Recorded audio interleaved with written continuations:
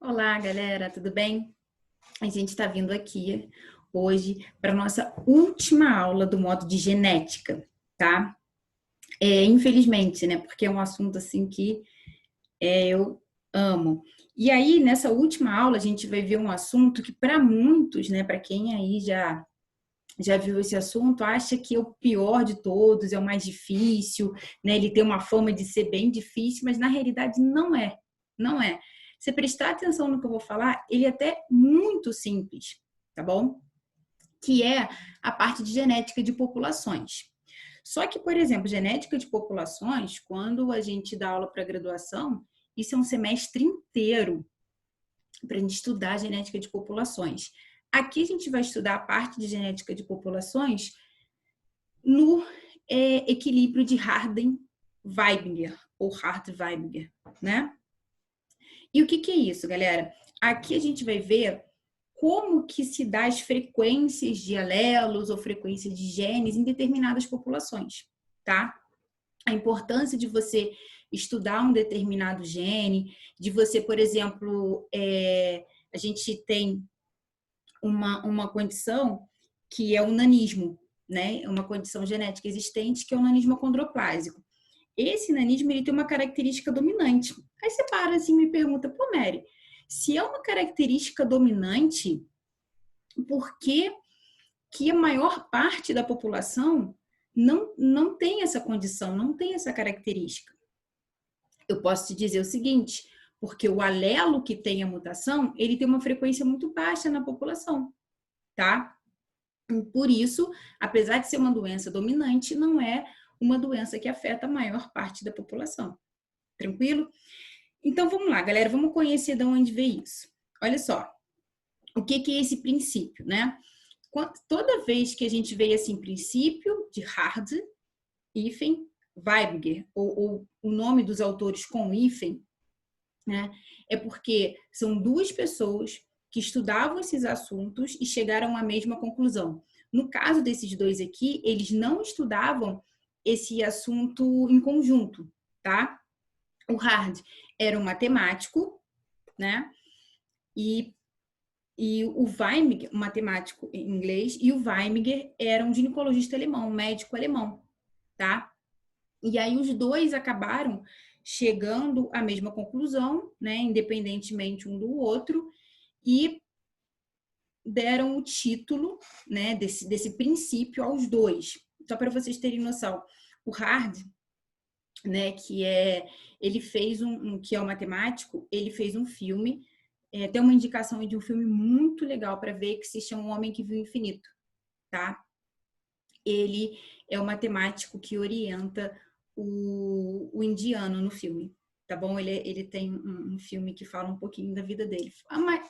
Fala mais do indiano, né? Mas ele está representado nesse filme. E o outro é o médico alemão, tá? E aí eles chegaram a esse princípio que a gente pode também chamar de princípio do equilíbrio gênico. Como que os genes se equilibram, se fixam, aumentam, diminuem de frequência, né? Dadas suas características numa população. Então vamos lá, galera. Para a gente ter um equilíbrio de Harden-Weibinger, é assim, todo mundo fala assim, ah, isso não existe. Existe, tá? Só que você tem que ter uma população muito grande. Os exemplos que a gente vê no vestibular, no ensino médio, são populações até menores, né? Porque são exemplos didáticos. Mas quando a gente tem uma população muito grande, dá para se trabalhar com ele. Então, isso é uma condição para a gente poder aplicar esse princípio do equilíbrio, tá? Então, tem que ter uma população muito grande e essa população tem que ser pamíntica. O que é isso? Os cruzamentos entre indivíduos devem ocorrer ao acaso, entendeu? Sem preferência, que a gente chama de livre cruzamento. Então, a gente tem que ter um livre cruzamento. Esses cruzamentos, acasalamentos, têm que ocorrer livremente. Você não pode ter nenhuma pressão que influencie um cruzamento de um indivíduo com outro, tá? Tem que ser sem seleção natural. E você fala assim, Mary, aonde que eu tenho um ambiente que não tem seleção natural? Gente, impossível. Mas esse ser sem seleção natural, a gente tem que pensar numa coisa. Ter o mínimo de interferência possível. Por isso que tem que ter uma população grande. Porque em populações muito grandes, a seleção natural ela atua de forma mais branda. Então, não é que a gente não tem que ter seleção natural, né? Essa seleção natural ela é mais branda, tá? Eu só coloco 100 aqui porque na prova que você vai fazer vai vir lá, sem seleção natural, tá? Mas ela ocorre sim, só que ela é mais branda, ela é mais leve, a pressão seletiva é menor, tá bom? Sem muita migração, né? Você não pode ter muitos indivíduos chegando nessa população ou saindo da população e sem mutações. Mary, dá para não ter mutações? Não dá para não ter mutações. Então, a ideia é o seguinte, assim, mesma ideia da seleção natural. Mutações silenciosas, pouca ocorrência de mutações que gerem muitas diferenças. Então, tudo aqui é o mínimo, tá? Porque a gente fala, às vezes não existe, porque você não consegue controlar essas condições. Mas a gente consegue ter um mínimo delas possível, né? Um mínimo possível de ocorrência para poder aplicar no equilíbrio de Heidenreich. Tranquilo? Então, vamos lá, galera. Qual a importância disso, né? Eu coloquei aqui, ó. Estabelece um padrão teórico para o comportamento gênico das gerações. Como assim comportamento gênico das gerações, né? A gente vai entender como uma característica ela vai ser prevalente, ela vai se prevalecer numa população ou não, como que ela pode ser eliminada, como, por exemplo, uma característica surge numa população independente, às vezes até de fatores evolutivos, por exemplo, o exemplo do tigre dente de sabre, ele surge numa população, depois ele some, surge em outra, independentemente. Então, é um meio, a importância disso é para a gente entender como essas características evolutivas surgem, ficam numa população ou até são eliminadas dessa população. E a gente consegue entender isso com a frequência de alelos, com a porcentagem de genes ou alelos naquela população. Tá bom? E aí, galera, a gente vai fazer o seguinte. Eu fiz aqui, tá? Essa parte é muito importante. Presta muita atenção aqui, tá? Que a gente vai entender como que é a aplicação desse princípio. Então, limpa a sua mente, pega seu caderno, anota, porque, assim, é uma aplicação bem tranquila. Entendeu essa parte aqui da aula? Você faz qualquer questão, tá? Então, olha só, aqui eu peguei uma população hipotética. Se a gente contar aqui, tem 10 indivíduos. Ó. 1, 2, 3, 4, 5, 6, 7, 8, 9, 10.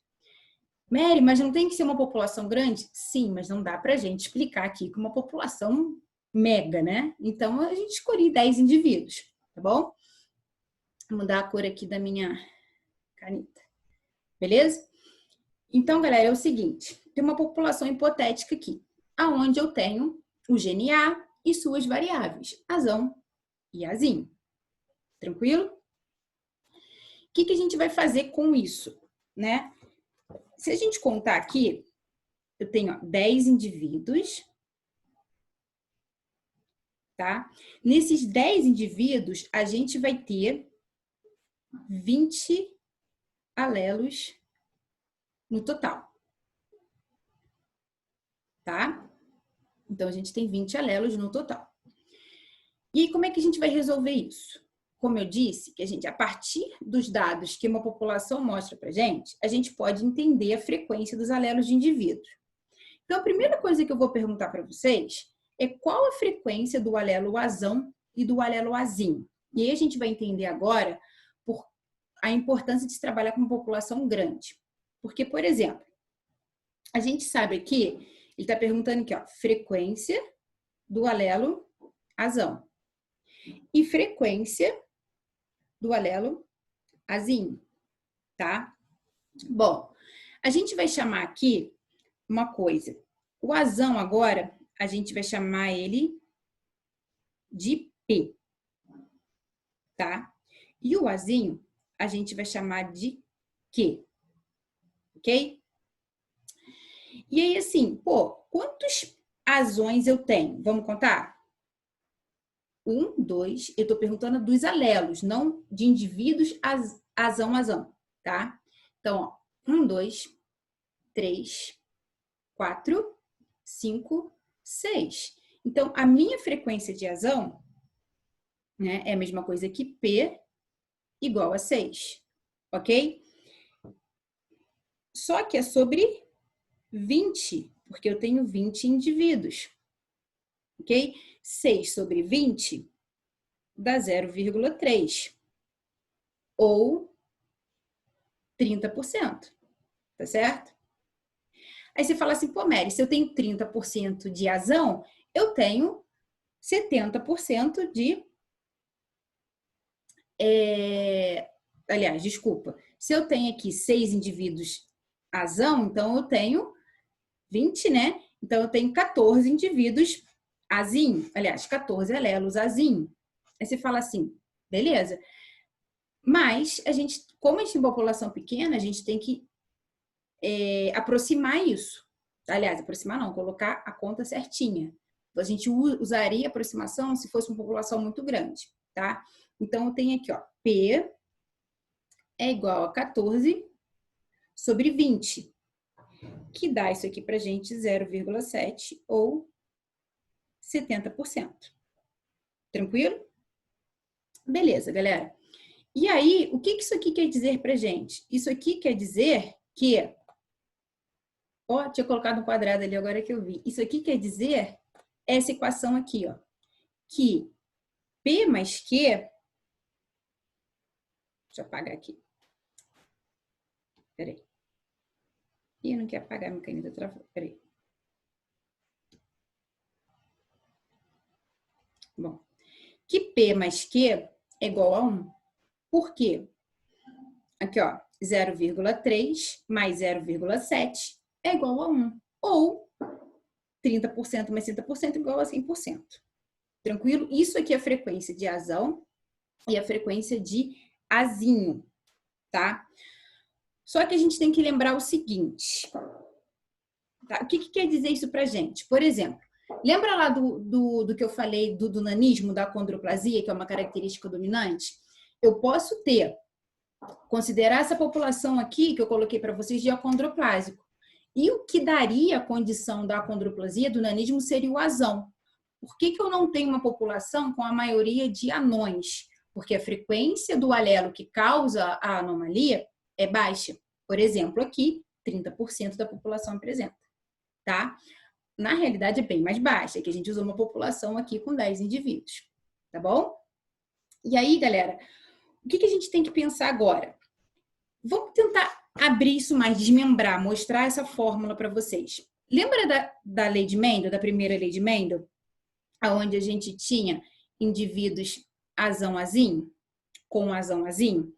E aí esses indivíduos geravam para gente azão-azão, azão-azinho, azinho-azinho e azinho-azinho. Lembra quando a gente fazia esse cruzamento? Então, isso aqui é o que a gente chama de que eles podem ter um cruzamento livre. Quando eu tenho aqui o P, que é relativo a A, e o Q, que é relativo ao Azinho, e isso aqui é igual a 1, isso aqui quer dizer que a gente pode ter um livre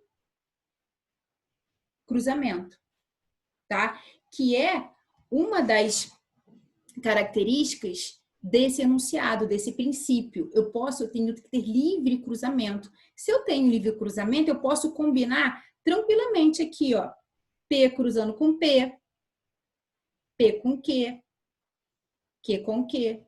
Então, eu posso ter esses cruzamentos aqui. Tá vendo? A mesma coisa aqui, ó. Eu tenho aqui um P, tá certo? Um P e um Q. Aqui eu tenho um P e um Q também.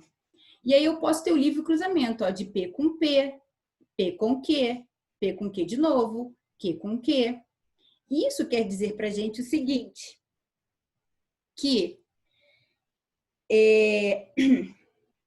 a gente pode botar isso aqui, ó, P mais Q ao quadrado. Desmembre isso para mim, abre isso para mim. Não dá isso aqui? Ó, P mais Q ao quadrado, vê se não vai dar isso. P ao quadrado mais 2PQ mais Q ao quadrado. No caso aqui, igual a 1. E aí, galera, a gente tem isso.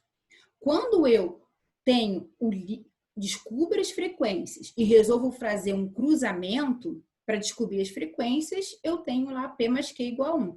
Para fazer um cruzamento, um nível cruzamento, eu já tenho o P ao quadrado mais 2PQ mais Q ao quadrado, igual a 1, tá? E o que quer dizer isso aqui? Que o P o P ao quadrado é a frequência de azão a azão, tá? O PQ aqui, o 2PQ, é a frequência de azão azinho. Mas, Mary, mas por que 2? Aqui, ó, temos 2. Tranquilo?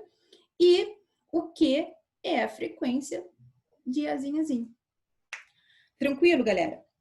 Vamos descobrir, então, qual a frequência aqui de azão a azão na nossa população. Que é a mesma coisa que já vimos que a frequência de A é 0,3. Então, a frequência de azão a azão é 0,3 ao quadrado. Que isso aqui dá 0,09, que é igual a 9%. Frequência aqui de azão a azim. Ai, escorregando a caneta. A gente tem 2 vezes, né? Aqui, ó.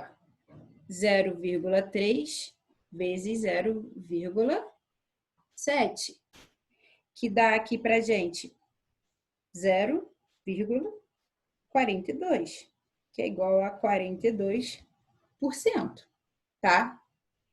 E a frequência de azinho, né, que a gente tem aqui, é a mesma coisa que 0,7 ao quadrado, que dá a mesma coisa que 0,49 ou 49%.